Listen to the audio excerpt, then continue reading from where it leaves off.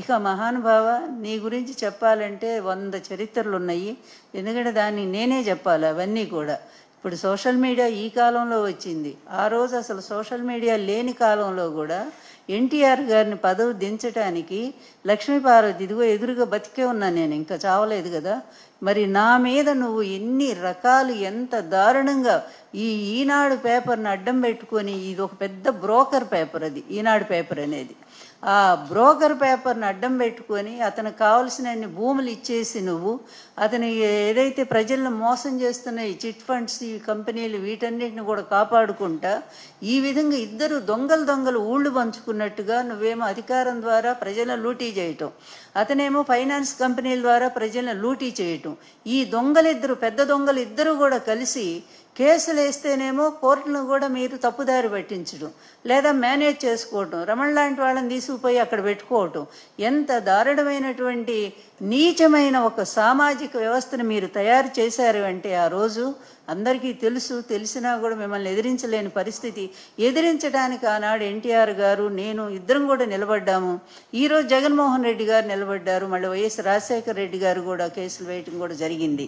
ఇన్ని పాపాలకు మూలం కేంద్ర బిందువు అయినటువంటి మీరు ఈరోజంట ఇది కర్మాగారం అంట, ఉన్మాదుల కర్మాగారం. ఉన్మాదులు ఎవరయ్యా? మీకంటే ఉన్మాదులు ఎవరైనా ఉన్నారా?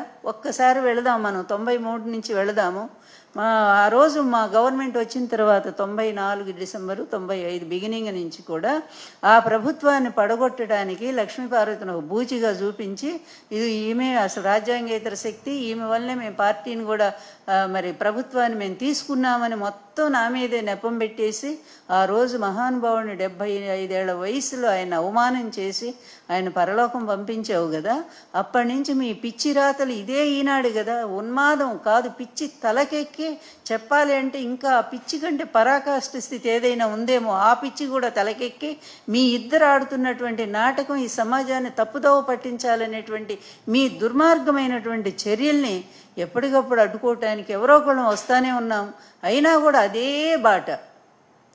మాట, ఏమీ మార్పు లేదు. ఎవరైనా ఈ ప్రపంచంలో మారుతారేమో కానీ చంద్రబాబు, ఈనాడు లాంటి పనికి మాలిన వాళ్ళు మాత్రం ఎప్పటికీ మారరు.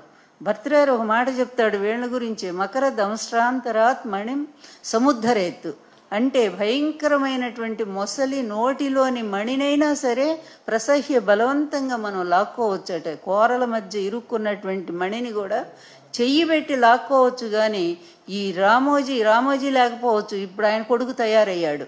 ఏదైతే పేపర్ అదే కదా, ఒక విషపుత్రిక అది. ఆ ఎన్టీఆర్ గారు ఏనాడో చెప్పాడు అది చెత్తపుట్లో వేయాల్సిన పేపర్ అని.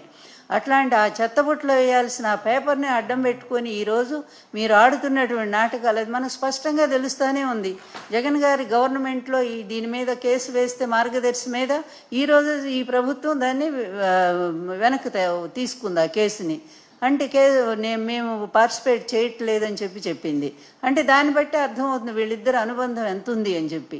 ఆ రోజు కూడా ఈ సోషల్ మీడియా లేని రోజుల్లో కూడా మా మీద ఈ ప్రభుత్వాన్ని లాక్కోవటం కోసం ఆ రోజు ఎన్టీఆర్ గారు, నేను కష్టపడి సాధించుకున్నటువంటి అధికారాన్ని మీరు ఎన్ని విధాలుగా దుర్మార్గంగా రోజు పేపర్లో నీచమైన రాతలు, నీచమైన కార్టూన్లు అన్నీ కూడా వేసి, మరి ఇంతకంటే ఉన్మాద చర్య ఇంకొకటి ఉందా? నేననే మాట కాదు కదా.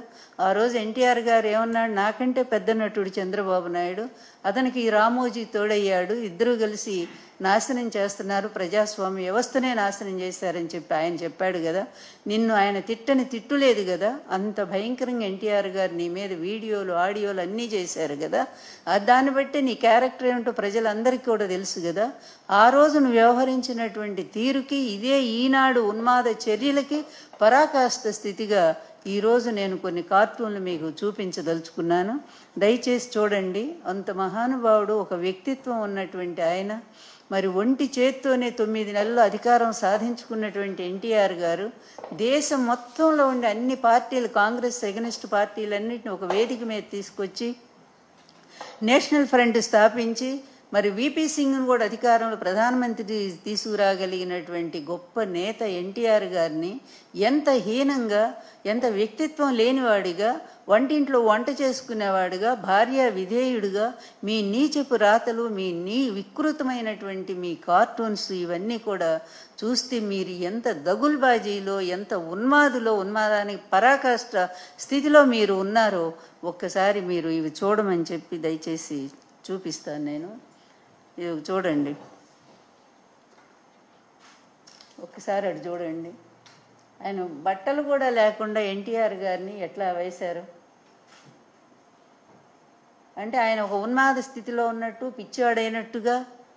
అంటే ఎన్ని రకాలుగా ఒక పాత్రని హీనపరచాలో, వ్యక్తిత్వాన్ని కించపరచాలో ఎంత ఆ రోజుల్లోని సోషల్ మీడియా లేకపోయినా కూడా చంద్రబాబు నాయుడు, రామోజీ చేసినటువంటి నీచపు రాతలు, నీచపు బొమ్మలు, ఇది వాళ్ళ అసలు నైజ స్వరూపం.